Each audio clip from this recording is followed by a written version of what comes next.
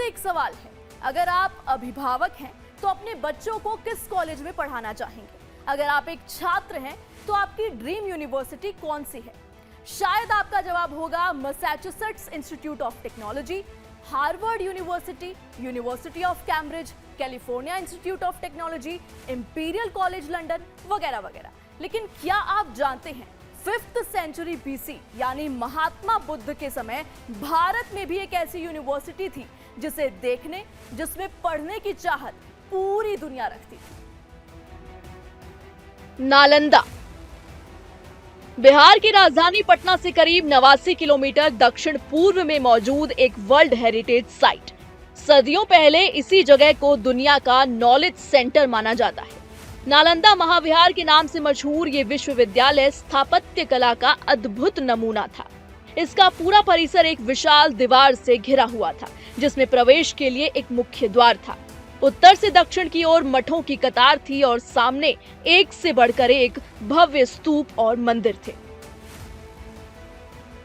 करीब 30 एकड़ में फैले नालंदा विश्वविद्यालय में धार्मिक ग्रंथों के साथ धर्मशास्त्र, लिटरेचर, मेडिकल फिलॉसफी, लॉजिक जैसे कई सब्जेक्ट्स की पढ़ाई होती थी। इनमें सबसे खास था एस्ट्रोनॉमिकल साइंस, जिसकी पढ़ाई उस वक्त दुनिया में कहीं नहीं होती थी। और हर सब्जेक्ट के संपूर्ण ज्ञान के लिए नालंदा यूनिवर्सिटी में सुपर रिच लाइब्रेरी भी थी।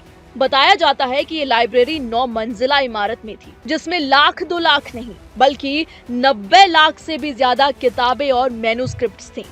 जानकारों का ये भी कहना है कि विहार नंबर 1, जिसका आकार बाकी विहारों से अलग है, वहां बाद में तंत्र विद्या की पढ़ाई होने लगी थी। 5वीं शताब्दी में इस विश्वविद्यालय की नींव रखी गई, जिसे डेवलप करने का काम गुप्त साम्राज्य के महान सम्राट कुमार गुप्त प्रथम ने किया।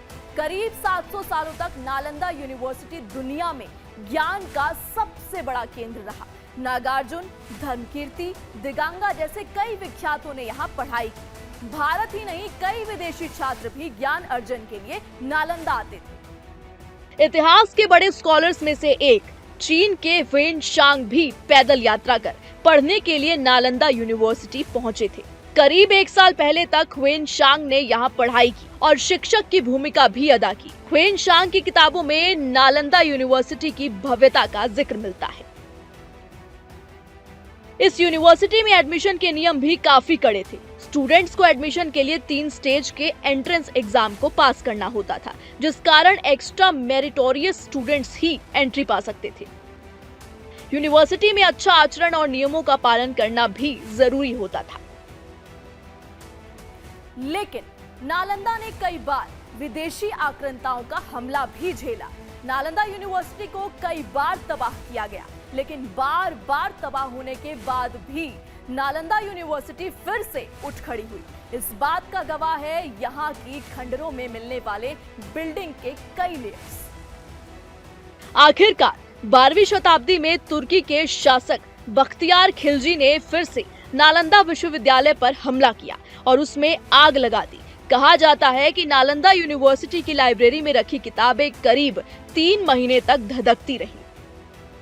इस आग में जो नालंदा यूनिवर्सिटी जला तो फिर खड़ा नहीं हो सका।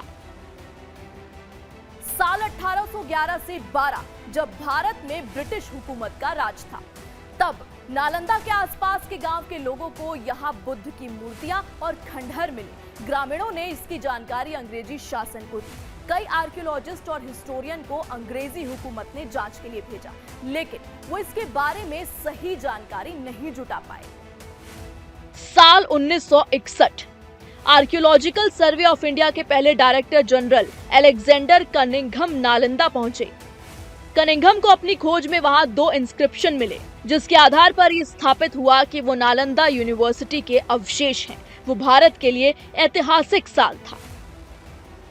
तब से एंशिएंट हिस्ट्री का ये नॉलेज सेंटर पुराने वैभव में लौटने का इंतजार कर रहा था, लेकिन इस ऐतिहासिक धरोहर को फिर से जिंदा करने की शुरुआत कैसे हुई, ये जानना भी हमारे लिए बेहद जरूरी हो जाता है।